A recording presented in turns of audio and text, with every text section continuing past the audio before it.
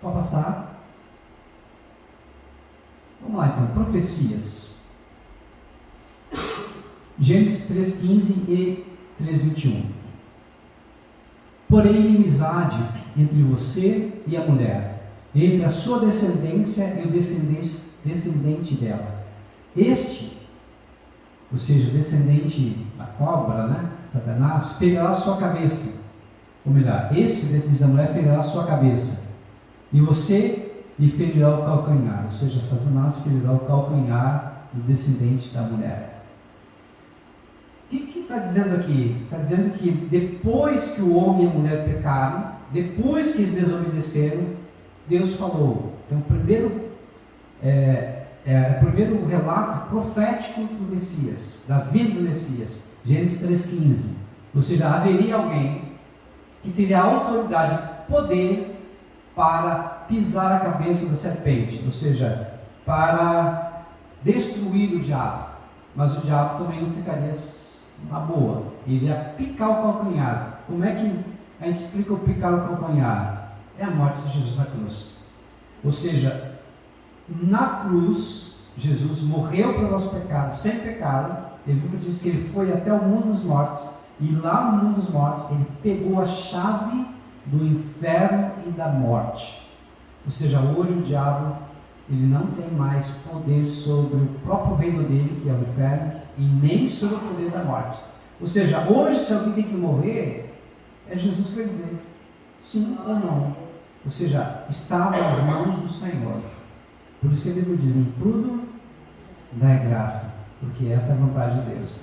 Então, o poder da morte, da vida e da morte, está na mão do Senhor Jesus, porque ele tomou da mão do diabo, ou seja, ele é vencedor. No versículo 21 diz: o Senhor Deus fez roupas de pele, e com elas vestiu Adão e sua mulher. Aqui está o primeiro sacrifício que Deus teve que fazer. Ou seja, teve que matar um animal, porque estavam nus, estavam envergonhados, estavam com medo, estavam assombrados com a presença de Deus. Então Deus teve que matar um animal, e com a pele desse animal poder vestir Adão e Eva. Qual é o princípio aqui? Jesus é o Messias, Salvador esperado. Amém? Deus sabia, porque ele é presciente, ele é onisciente. O onisciente sabe todas as coisas, o presciente sabe todas as coisas de uma forma antecipada. Para Deus, não há o nosso. Deus, ele é atemporal, ele não está preso ao tempo, porque ele inventou o tempo. Então, o tempo e todas as leis não se sujeitam a Deus. Ou melhor, eles se sujeitam a Deus. Deus não se sujeita a esse princípio, porque ele mesmo que fez. Então, para Deus, o passado, o presente e o futuro é como se fosse uma coisa só. É como se fosse um retrato, como se fosse um quadro. Ele sabe toda a pintura. Ele sabe como vai ser o final, porque ele já conhece todas as coisas. Profecias. Deuteronômio capítulo 18, versículo 15, 18 e 19. O Senhor, o seu Deus, levantará do meio de seus próprios irmãos um profeta como eu. Ouçam-no. Ou seja, Moisés estava falando para o povo hebreu: olha, eu vou morrer. Eu sou homem como vocês, mas Deus vai levantar alguém com poder, autoridade, e vai fazer milagres, vai fazer sinais como eu. Esse é chamado grande profeta, um homem que seria vindo de Deus, que teria muito poder e autoridade semelhante ao próprio Moisés.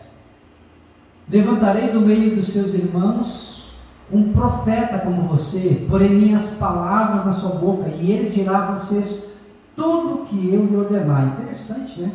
Porque a Bíblia fala que Deus fala com os profetas, teve sonhos, visões, mas Deus falava com Moisés face a face. E como é que Deus falava com Jesus também? Face a face. Moisés era o que? Um legislador, ele fazia leis. O que Jesus fez? Leis. Porque Jesus, ele trouxe luz à lei. Ele trouxe a interpretação correta, mais correta. Por quê? Porque a revelação de Deus é uma revelação progressiva. O Antigo Testamento é fantástico, é fundamental, é muito importante, revela muitas coisas, mas nem tudo revela com profundidade. Quando chega no Novo, Jesus traz a profundidade das leis. Ele dizia assim estava escrito, agora vos digo, faça isso ou faça aquilo. Ele explica melhor o fundamento da própria lei. Versículo 19: se alguém não ouvir as minhas palavras, que o profeta falará em meu nome, eu mesmo lhe pedirei contas. Olha, Deus está dizendo que se alguém não ouvir o que esse novo profeta, que é Jesus, falar, vai ter que se ver com Deus, com o próprio Pai, com o próprio Criador. Então, a Bíblia diz: vocês não leem Escrituras? Toda a Escritura fala de mim. O próprio Jesus já falava isso, depois quando ele veio aqui nessa terra. Isaías 9,6: porque o menino nos nasceu, um filho nos foi dado, e o governo está sobre os seus ombros, e ele será chamado Maravilhoso, Conselheiro, Deus Poderoso, Pai Eterno, Príncipe da Paz. Que palavra maravilhosa! Ou seja, o que nós estamos vendo aqui não é algo tão profundo, é só para ter uma ideia e da onde e por que Jesus veio. Havia promessa, havia profecias que profetizavam a vinda do nosso Messias.